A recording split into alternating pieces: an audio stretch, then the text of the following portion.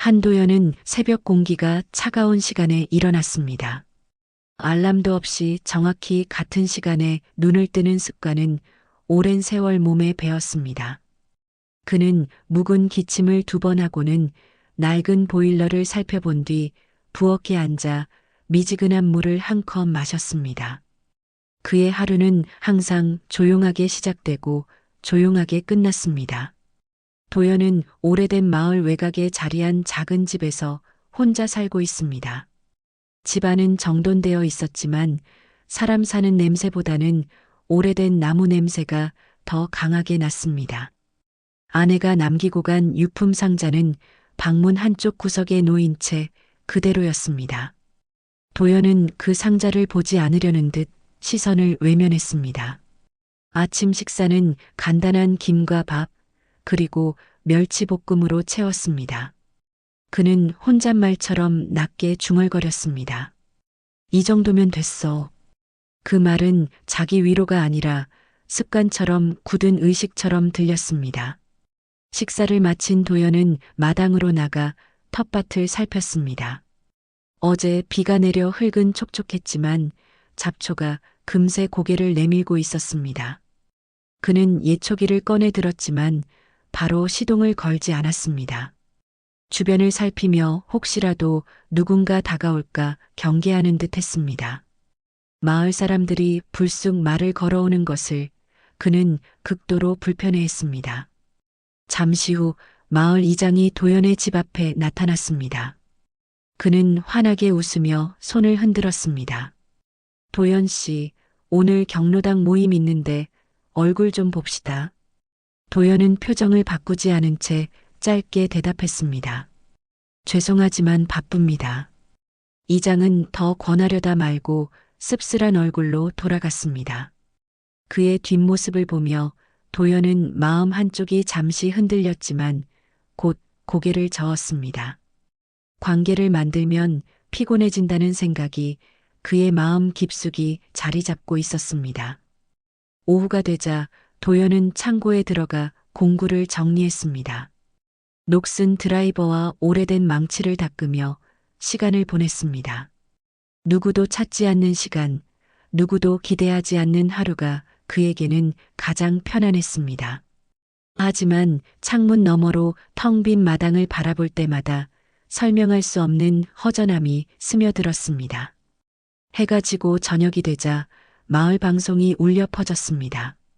독거노인 안부 확인 방송이었지만 도연은 라디오 볼륨을 낮추며 신경 쓰지 않으려 했습니다. 별일 아니겠지. 그는 무심하게 중얼거리며 자리를 떴습니다. 밤이 깊어갈 무렵 도연은 불 꺼진 집 안을 둘러보고 조용히 숨을 내쉬었습니다. 세상과 스스로 거리를 두는 삶을 택했지만 그 고요는 점점 더 무거운 침묵으로 변해가고 있었습니다. 그리고 다음 날 그의 옆집에 낯선 이삿짐. 차량이 도착하면서 고요했던 일상에 작은 균열이 생기기 시작했습니다. 아침 햇살이 마을길을 비출 무렵 도연은 우편함을 확인하려고 마당에 나왔습니다. 그때 집 앞 골목에서 낯선 트럭 한 대가 멈춰 섰습니다. 트럭에는 큼직한 가구와 박스가 실려 있었고 젊은 이삿짐 센터 직원들이 서둘러 상자를 내리고 있었습니다. 도연은 순간 멈춰서서 상황을 지켜보았지만 곧 고개를 돌리고 아무렇지 않은 듯 집 안으로 들어가려 했습니다. 하지만 이삿짐을 싣고 내리는 소음은 무시하기 어려울 만큼 컸습니다. 그의 집 바로 옆 오랫동안 빈집이던 곳에 누군가 이사를 오고 있었습니다. 이웃이 생기는 일이 반갑지 않은 도연은 문턱에서 잠시 멈췄습니다. 사람들은 언제나 말 걸고 사정을 묻고 결국 거리를 좁히려 한다는 그의 불편한 경험이 떠올랐습니다. 잠시 후 작은 SUV 한 대가 트럭 옆에 멈춰 섰습니다. 운전석에서 내려온 사람은 박선자였습니다. 단정한 바람막이 점퍼와 운동화를 신은 그녀는 이삿짐 직원들과 짧은 이야기를 나누더니 박스를 열어 집을 정리하기 시작했습니다. 그녀의 움직임은 익숙하고 단정했지만 어딘가 바쁘고 혼자라는 느낌이 강하게 묻어났습니다. 이장과 몇몇 마을 주민들이 이삿짐 소식을 듣고 모여들었습니다.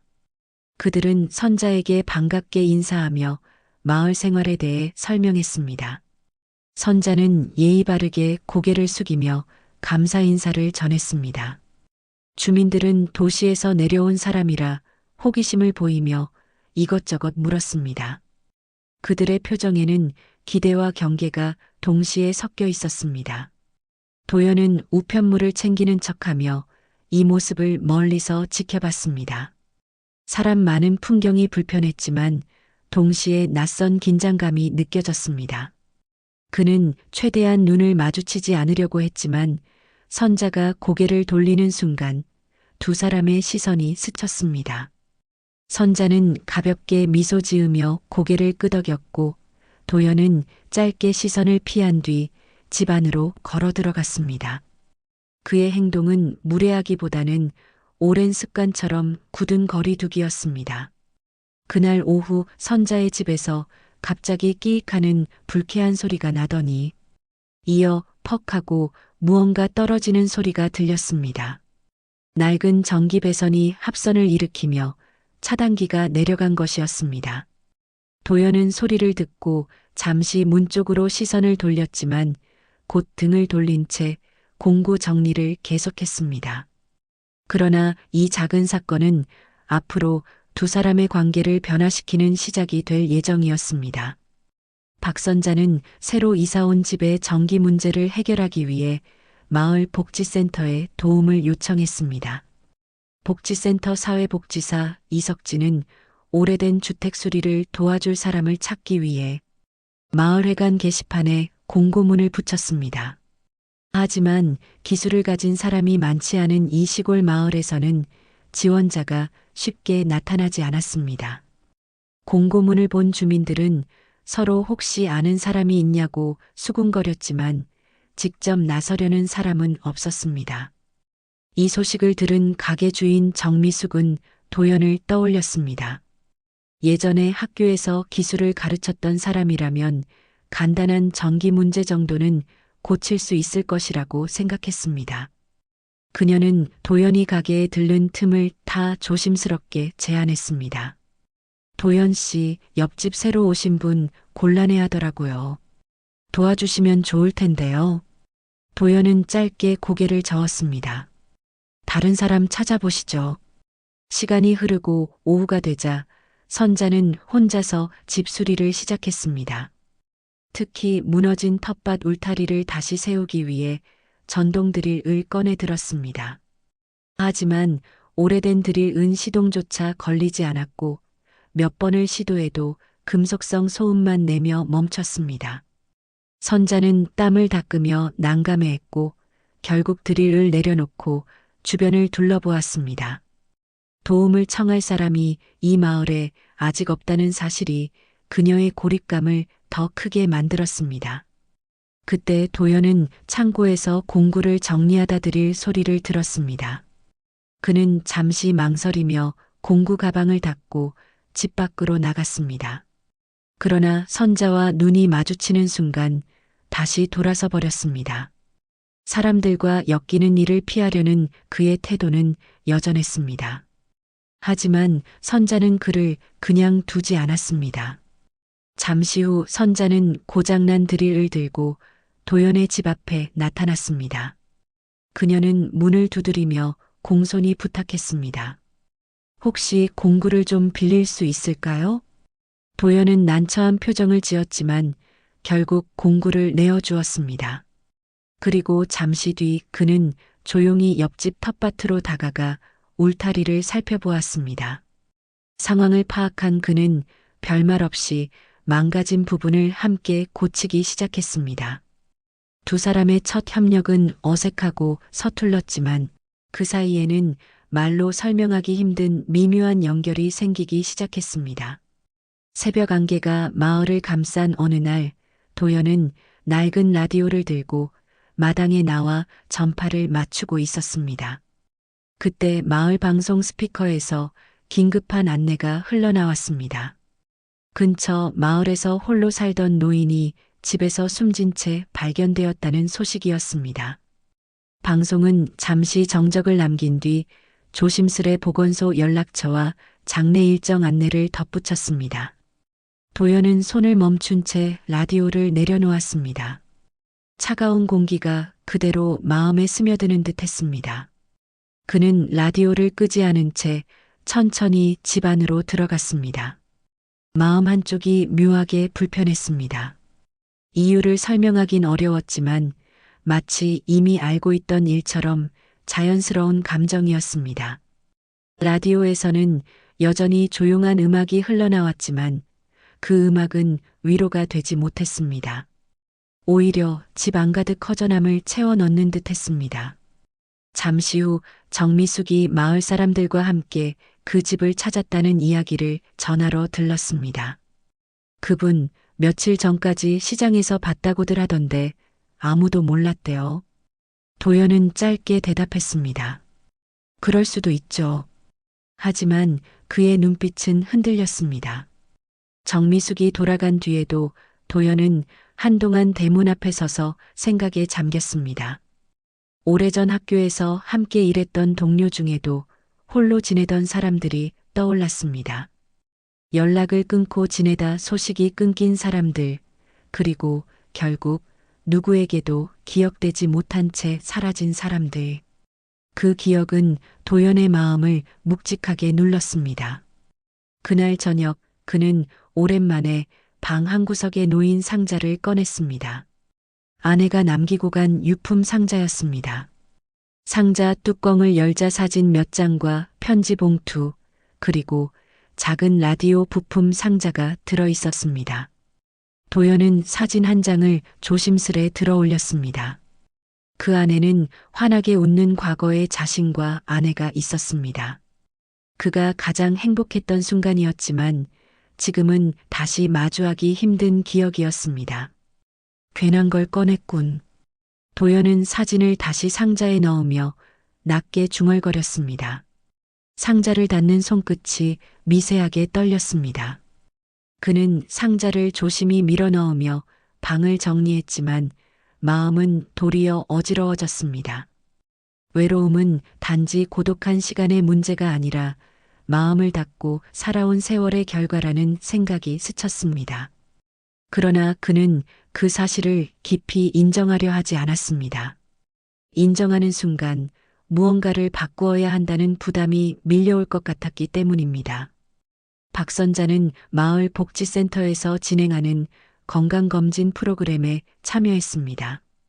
이석진 사회복지사는 새로 전입 온 주민의 건강 상태를 확인하고 생활 적응을 돕기 위해 검진을 권유했습니다.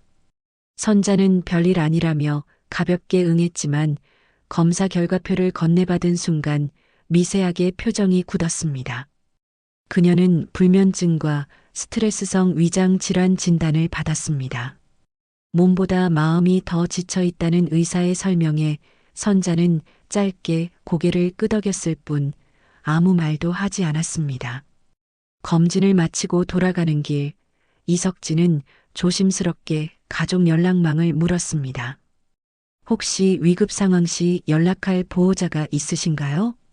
선자는 잠시 머뭇거리다 짧게 답했습니다. 연락할 사람 없습니다. 그녀의 눈길은 흔들림 없이 고요했지만 그 말 속에는 오랜 상처가 묻혀 있는 듯 했습니다. 집으로 돌아온 선자는 거실 한쪽에 놓인 여행 가방을 열었습니다. 이사 당시 정리하지 않고 그대로 둔 가방이었습니다. 가방 속에서는 작은 앨범이 나왔고 그녀는 조심스럽게 표지를 쓸어내렸습니다. 앨범을 펼치자 어린 남자아이와 함께 찍은 사진들이 나타났습니다. 사진 속 소녀는 해맑게 웃고 있었고 선자의 영거 데이즈는 지금보다 훨씬 밝았습니다. 앨범 속 마지막 장에는 한 장의 편지가 끼워져 있었습니다. 편지는 5해 전 아들이 남긴 마지막 글이었습니다.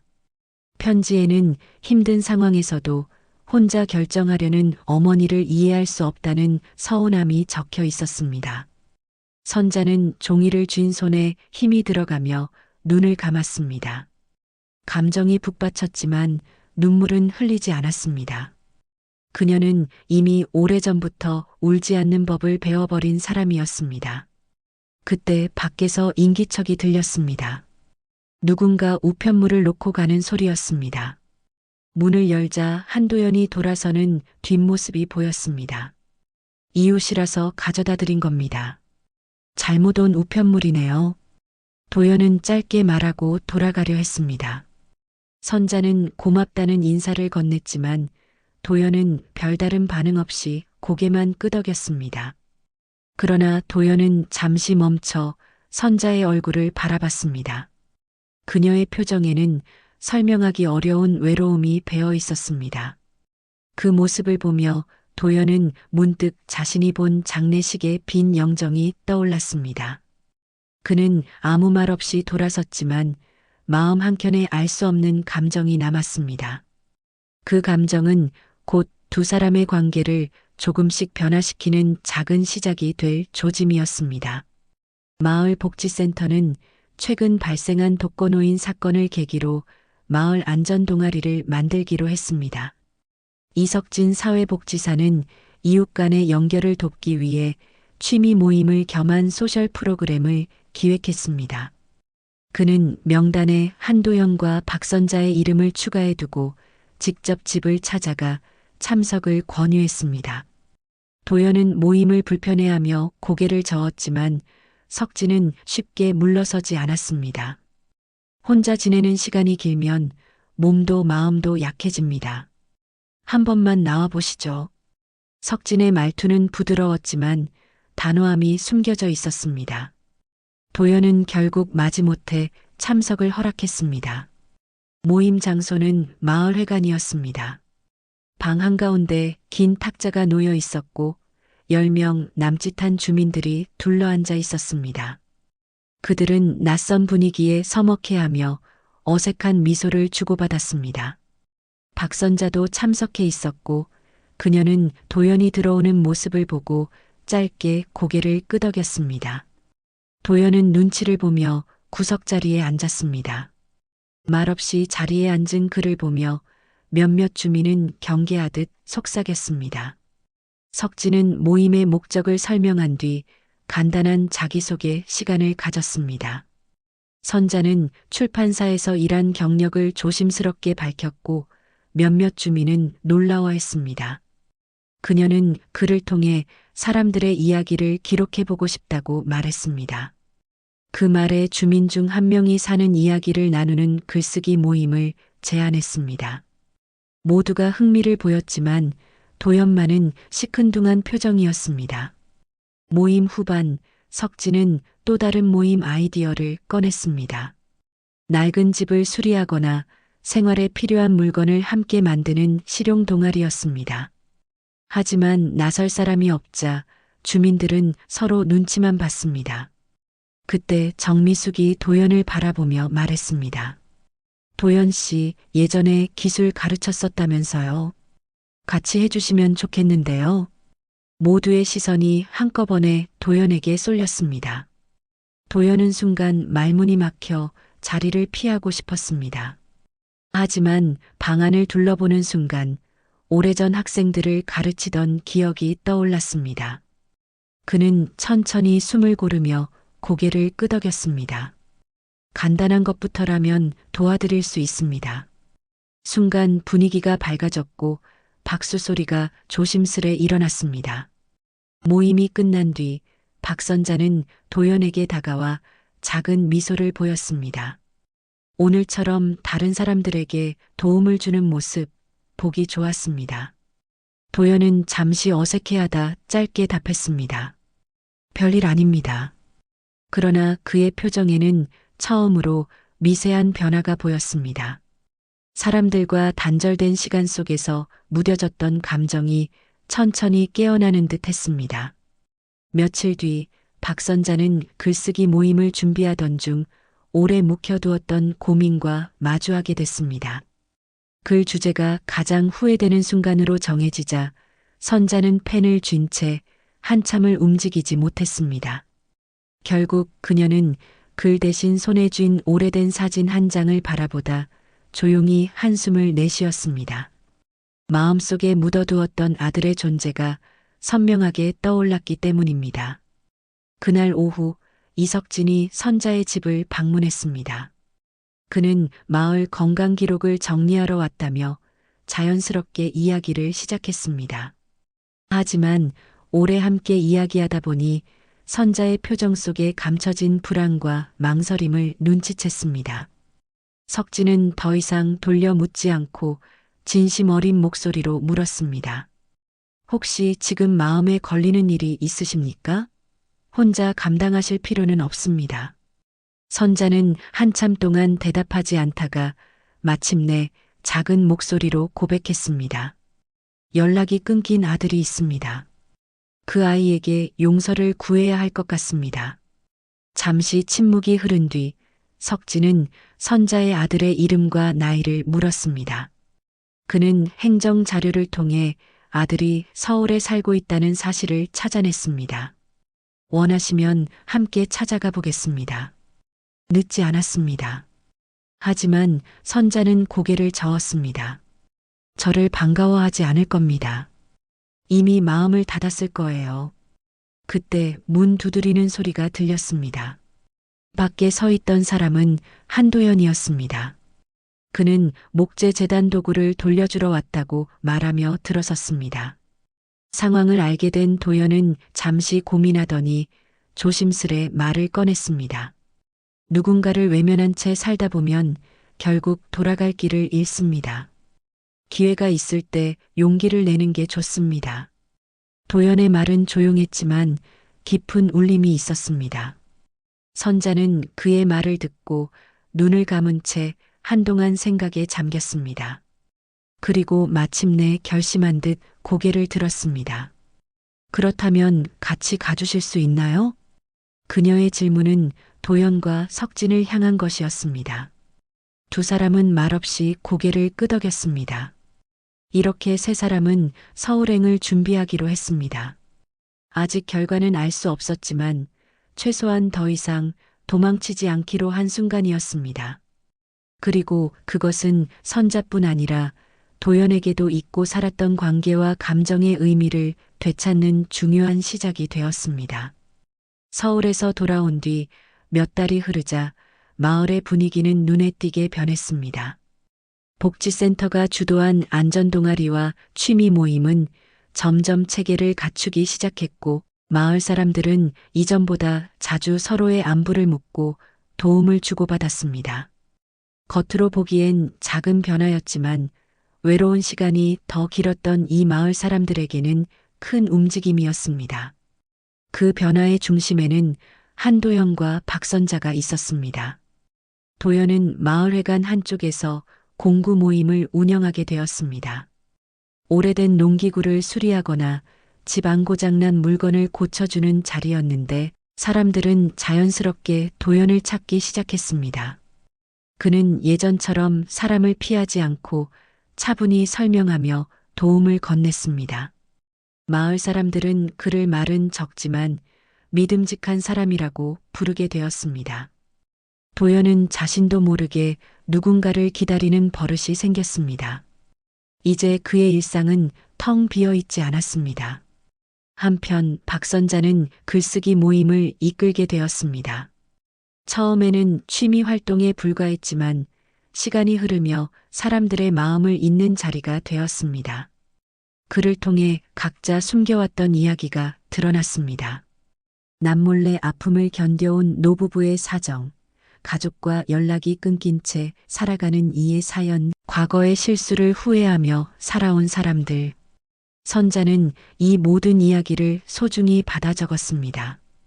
그녀의 표정은 예전보다 훨씬 부드러워졌습니다. 무엇보다 큰 변화는 아들과의 관계였습니다. 비록 완전히 회복된 것은 아니었지만 이제는 서로의 안부를 주고받는 관계가 되었습니다. 아들은 한 달에 한 번 어머니를 찾아왔고 마을 아이들과 함께 시간을 보내며 작은 목공품을 만들기도 했습니다. 처음엔 서먹했던 도연과도 자연스럽게 대화를 나누게 되었습니다. 세 사람의 관계는 느리지만 단단하게 이어졌습니다. 해가 기울 무렵 도연은 창고에 쌓여있던 유품 상자를 꺼냈습니다. 오래 미뤄왔던 정리였습니다. 그는 상자 속 라디오를 조심스럽게 꺼냈습니다. 아내와 함께 고쳤던 오래된 라디오였습니다. 도연은 라디오를 한참 내려다보다가 분해에 수리를 시작했습니다. 며칠 뒤 라디오는 다시 소리를 냈고 그는 그것을 마을 방송실에 기부했습니다. 오래된 것이지만 다시 쓸 수 있습니다. 그는 짧게 말했지만 그 문장은 곧 그의 마음을 말하는 것이기도 했습니다. 저녁 마을 회관에서는 작은 모임이 열리고 있었습니다. 도연은 문 앞에서 잠시 멈춰서 회관 안을 바라보았습니다. 사람들이 서로 웃으며 이야기를 나누는 소리가 따뜻하게 흘러나왔습니다. 그는 조용히 미소를 짓고 안으로 발을 내딛었습니다. 그의 걸음은 더 이상 망설임이 아니었습니다. 외로움은 여전히 삶의 일부였지만 이제 그는 그것에 갇혀 살지 않기로 했습니다. 그리고 마침내 알게 되었습니다. 외로움은 당연한 것이 아니라 마음을 닫아걸 때 찾아오는 선택의 결과라는 것을